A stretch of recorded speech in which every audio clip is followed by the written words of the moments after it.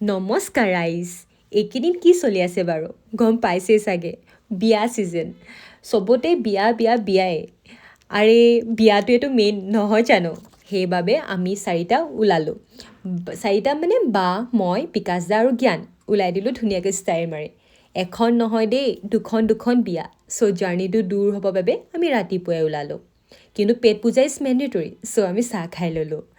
চাহ খাই মেলি আৰু কি আমাৰ ফটো ছেশ্যন নক'বই আৰু জেগা বিচাৰি বহুতেই দেৰি হ'ল ফাৰ্ষ্ট বিয়া আমাৰ মাগুম লাংগাচি গাঁৱত আছিল